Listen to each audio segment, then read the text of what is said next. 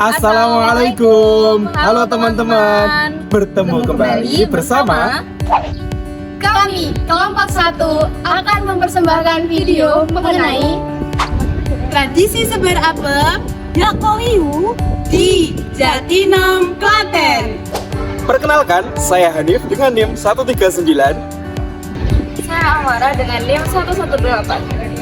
Saya Anita dengan NIM 129. Saya Aulia Cindy dengan NIM 140. Saya Bunga dengan NIM 134. Dan saya Siva dengan NIM 148. Mari kita simak videonya. Ini dia perjalanan kami menuju perayaan sebaran apem Yakowiu. Lokasi perayaan berada di kompleks Masjid Besar Jatinom. Sesampainya di sana, ternyata sudah ramai warga yang bersiap mengikuti upacara sebaran apem. Sebaran apem Yakowiu merupakan upacara ritual yang dilakukan oleh masyarakat Kecamatan Jatinom, tepatnya di Kabupaten Klaten, untuk mengingat cikal bakal Jatinom yang diprakarsai oleh seorang penyebar agama Islam bernama Ki Ageng Gribik. Upacara ini dilaksanakan setiap pertengahan bulan Sapar sehingga dikenal dengan istilah tradisi Saparan. Puncak sebaran apem tahun ini bertepatan pada hari Jumat 1 September 2023 atau bertepatan pada tanggal 14 Sapar 1957 Hijriah dalam penanggalan Jawa. Nah, sebetulnya gimana sih perayaan sebaran apem Yakowiu? Kepo ya? Iya. Puncak acara sebaran apem dilakukan siang hari setelah sholat Jumat. Dua gunungan yang sebelumnya disemayamkan di pendopo kemudian dikeluarkan oleh paraga penyebar dengan diiringi sholawat menuju oro-oro tarwiyah atau lapangan yang digunakan sebagai tempat sebaran apem. Perlu diketahui bahwa apem-apem pada gunungan ini merupakan sedekah dari masyarakat sekitar. Masyarakat dari berbagai daerah telah memadati oro-oro tarwiyah. Upacara diawali dengan sambutan kepala daerah yaitu Gubernur Jawa Tengah dan Bupati Klaten. Berikutnya masyarakat diajak berdoa yang dipimpin oleh sesepuh adat setempat.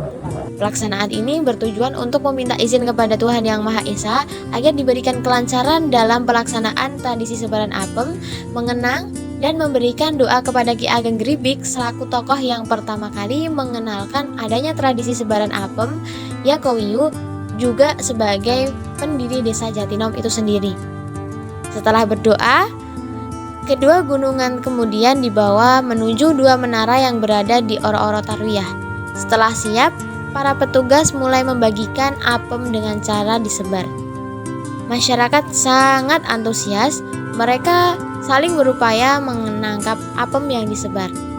Bahkan di antara mereka menggunakan alat bantu seperti payung yang dibalik atau kain yang dipendangkan.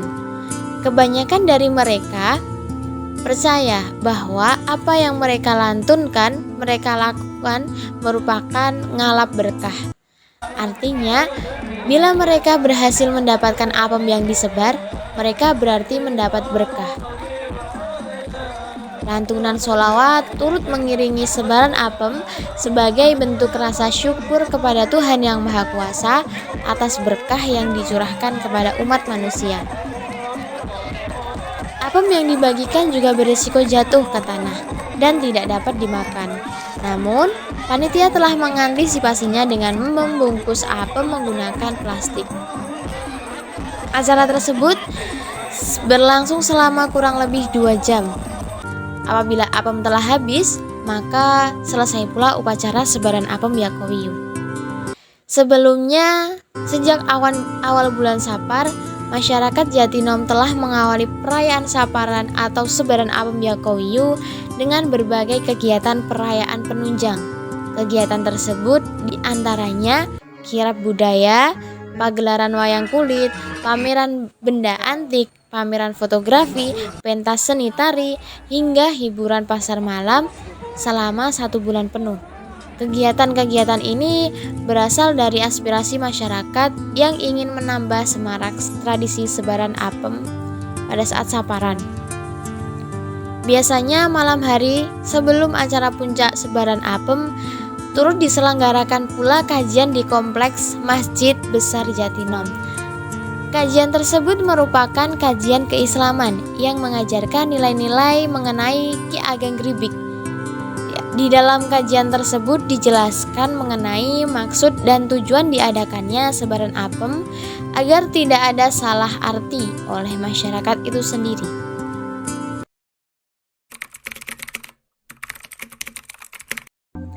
Berdasarkan peraturan Kanjeng Raden Tumenggung Muhammad Daryanto, tradisi sebaran apem bermula ketika Ki Ageng Gribik, seorang pendakwah di Jatinom, pulang dari ibadah haji. Ki Ageng Gribik tiba di Jatinom bertepatan pada bulan Sapar. Dari tanah Arab, Ki Ageng Gribik membawa 3 macam oleh-oleh yang berupa air, segumpal tanah, dan 3 potong makanan yang berwujud roti gimbal. Setibanya di kampung halaman, banyak santri dan masyarakat yang datang berkunjung menyambut kepulangan beliau.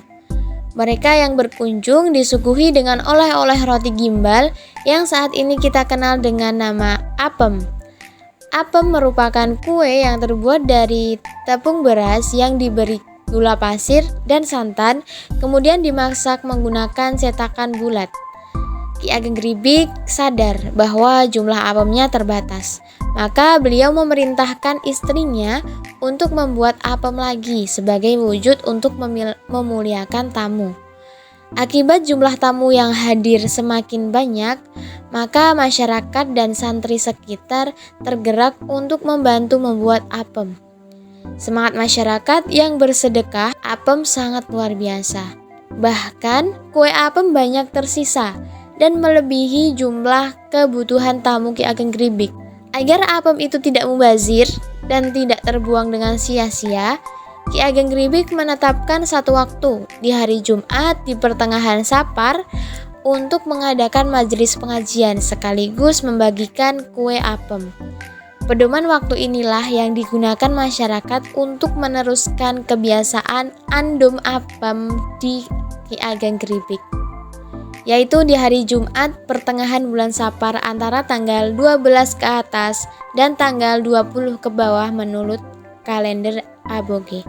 Dalam majelis pengajian, Ki Ageng Gribik mengajarkan sebuah doa yang berbunyi Ya Qawiyyu Ya Aziz Qawin Nawal Muslimin, yang artinya wahai Tuhan yang Maha Kuat, wahai Tuhan yang Maha Perkasa, berikanlah kekuatan kepada kami dan kaum muslimin. Dari doa inilah istilah Ya Qawiyyu muncul dan dijadikan sebagai sebuah nama tradisi. Kanjeng Raden Tumenggung Muhammad Daryanto selaku Sekretaris Pengelola Pelestari Peninggalan Ki Ageng Gribik atau disingkat dengan P3KAG menjelaskan bahwa Ki Ageng Gribik merupakan pendakwah di wilayah Jatinom pada zaman Mataram Islam. Menurut silsilah, Ki Ageng Gribik merupakan keturunan raja terakhir kerajaan Majapahit, yaitu Brawijaya V atau disebut dengan Bre Kertabumi.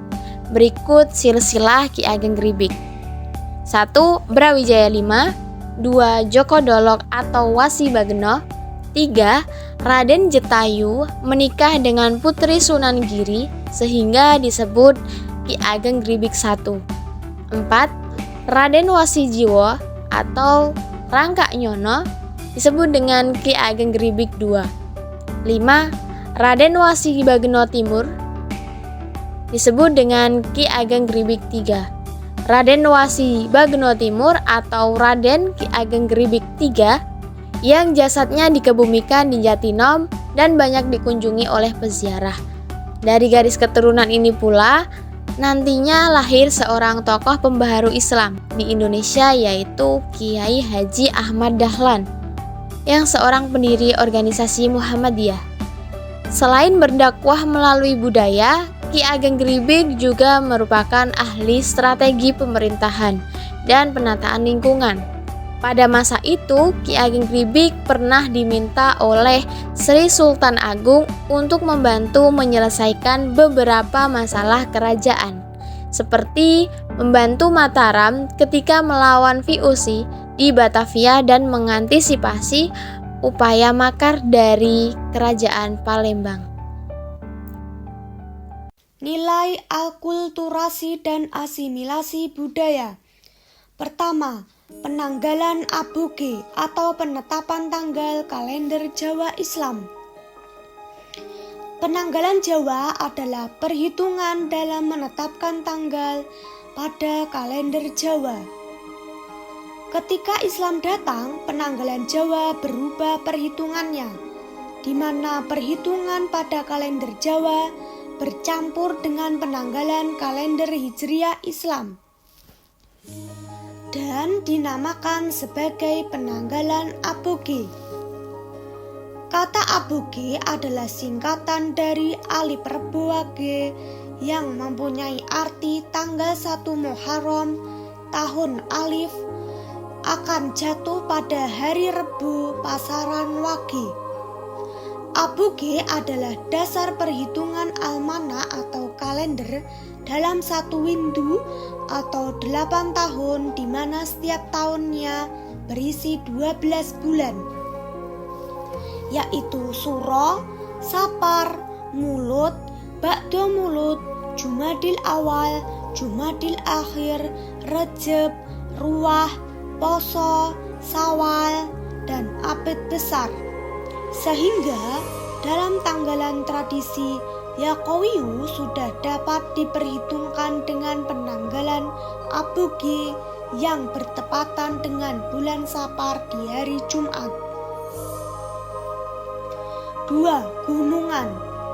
Pada agama Hindu, bentuk kerucut dalam persembahan menandakan tiruan Gunung Mahameru sebagai tempat bersemayamnya para dewa-dewi yang mereka percayai. Setelah Islam masuk ke Nusantara, pembuatan gunungan disesuaikan dengan kaidah Islam Jawa dengan mengubah makna dan tujuan dari pembuatan gunungan.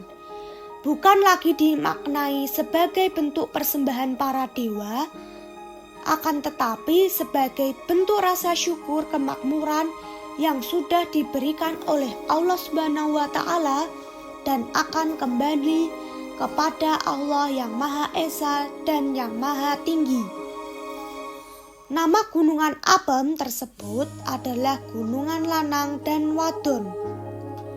Memiliki makna bahwa semua makhluk Allah diciptakan berpasang-pasangan.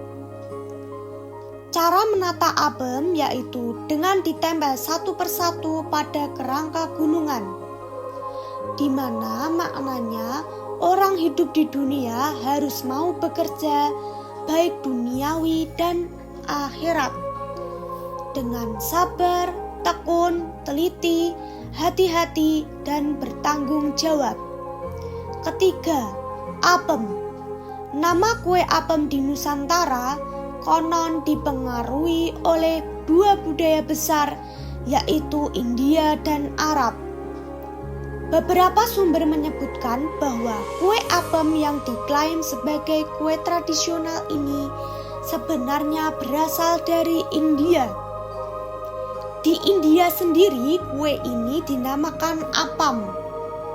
Ada kemungkinan apam baru masuk ke Nusantara sekitar masa perkembangan Islam, yaitu seiring dengan penyebaran budaya Islam ke Nusantara yang dibawa oleh pedagang Muslim India dari Gujarat, India Selatan. Apem dalam tradisi Yaqowiyu dilatar belakangi oleh budaya serta agama Islam setelah Ki Ageng Gribik kembali berhaji, di mana kue apem pada tradisi Yaqowiyu dianggap berasal dari bahasa Arab yang berarti afun atau maha pemberi ampunan. Berikut ini merupakan tanggapan masyarakat mengenai acara sebaran apem Yaqowiyu. Meriah ya, antusias masyarakatnya. Ini dagangan tidak cuma dari Jatimau, dari luar Padang. Satu.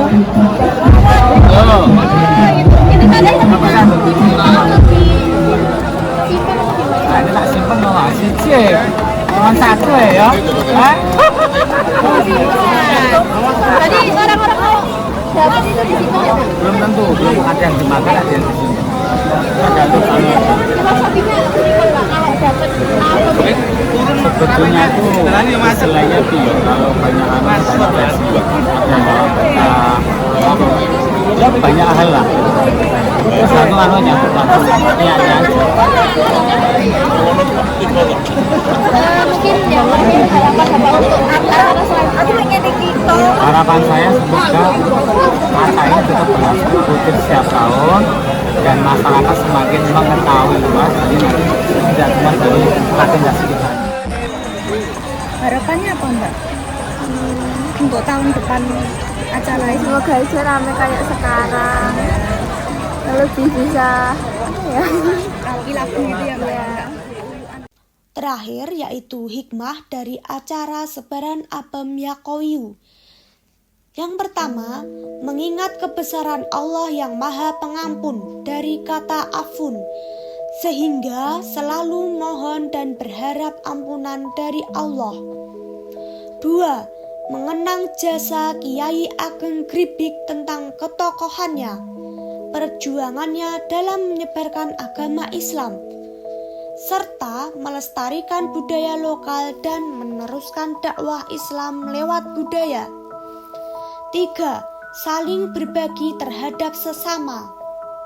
4. Mengingatkan pada masyarakat muslim untuk senantiasa memperbanyak doa, baik untuk meminta pertolongan dan kekuatan kepada Allah, sebagaimana dalam doa yang dilantunkan ketika pelaksanaan tradisi Yakowiyu.